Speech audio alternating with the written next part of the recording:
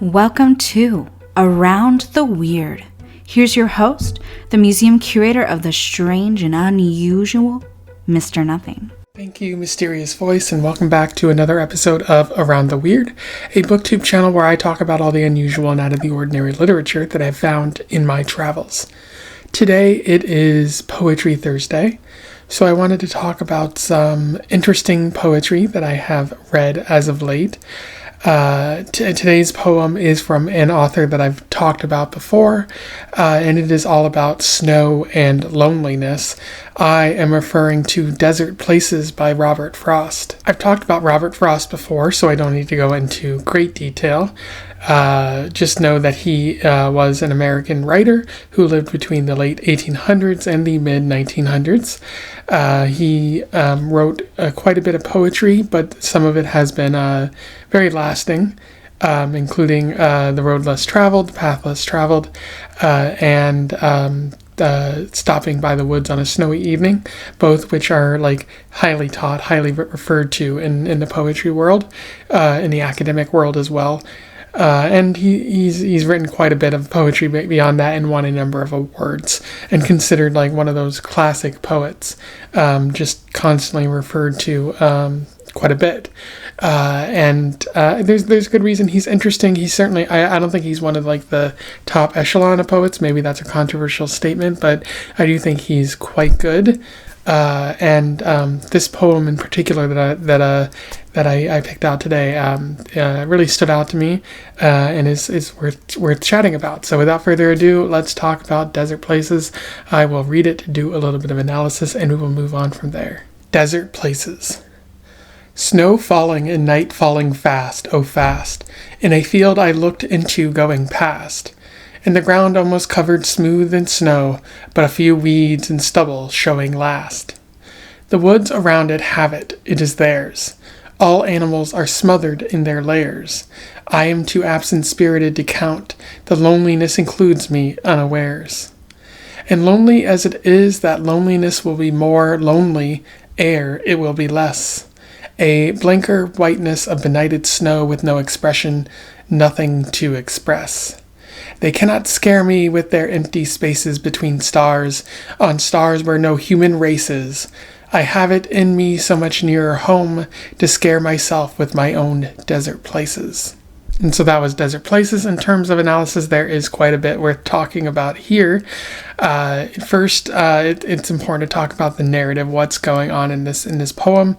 The narrator in the poem seems to be going past a field, seeing a great amount of snow, but maybe they're kind of in their own mind, in their own head, not really thinking about it. Maybe they're like, oh, a lot of people would be alarmed or made to feel small by the snow, but all I can feel is loneliness, the inner loneliness in me coming out. And they're like, I have it in me so much nearer home to scare myself with my own desert places, meaning there's probably more in their mind, more in their life that is causing them anxiety, causing them a little grief than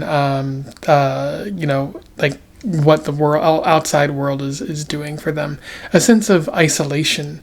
It's really, sad. What Frost is talking about in this poem. They say, I am too absent-spirited to count. The loneliness includes me unawares. So maybe they're not really aware that it's loneliness that they're feeling, but they can't escape that feeling that they are feeling, which is, very challenging to deal with when you encounter such things, because you're like, I feel bad, but I can't figure out why I feel bad. What is that sense that I'm dealing with? And I think that's something that a lot of people can relate to.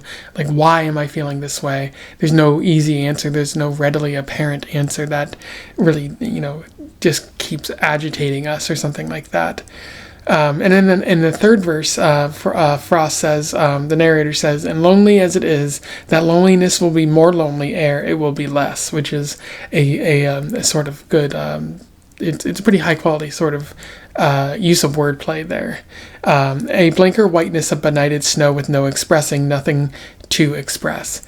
So equating like the whiteness, the blankness, the loneliness with just white snow. Nothing there. It's all encompassing, just covering the ground, covering you with loneliness. No expression, nothing to express. Very, very sad, very unfortunate. And yeah, it just, to be going through that kind of thing, which I've gone through before, but to be going through that sense of loneliness, it's really hard, and maybe you can't see anything but that loneliness, but the feeling that, if you're aware of that feeling, or that sense of dread, of sadness, of grief, then like, if you're aware of the feeling is loneliness, you can pinpoint it, but otherwise you probably can't, and it's still painful in that way. The other thing worth mentioning in the poem is the rhyme scheme that Frost uses. It seems to be an AABA type of rhyme scheme, like a quatrain, or four lines in each verse. And for example, in the first one, he rhymes fast with past and last. It goes fast, past, snow, last. And then the second verse, it's theirs, layers, count unawares. Not really a lot to write home about in that regard. I think the thing that stands out to me in particular is the last verse, where he rhymes spaces with human race is, and then places. Kind of seems like everything else has like words that are sort of similar in letters, but spaces with race is strikes me as a bit standoutish. And I do think Frost is doing that on purpose to get you to consider that final verse a little bit more, because it kind of like interrupts the flow a little bit in my view, because he says between stars and stars where no human race is. And, he wants you to especially consider those final two lines where he says, I have it in me so much nearer home to scare myself with my own desert places. I feel like he rhymes it in that particular way and uses that particular structure in order to really hammer the point home that, nothing in this realm can scare you as much as what's in your mind, or what might not be in your mind, the feelings and the sense of loss or loneliness that you might experience, which is, pretty high quality structuring. The content of the poem is good, but the structure also helps really sell you on it as well. Anyway, those are my thoughts on Desert Places by Robert Frost. Pretty good poem. Definitely one that sort of speaks to me, makes me feel a number of emotions, and is probably what, a good example of art truly is in the literature world, in the poetry world. Something that gets you really thinking and whatnot. If you read this poem before, or you simply want to comment on it, something I said, do so below. I'll put a link to the poem in the description as well, so that you might go out and read it and let me know what your thoughts are on it. Otherwise, don't forget to like, share, and subscribe so that other people can find out about Robert Frost if they don't already know, as well as this poem here.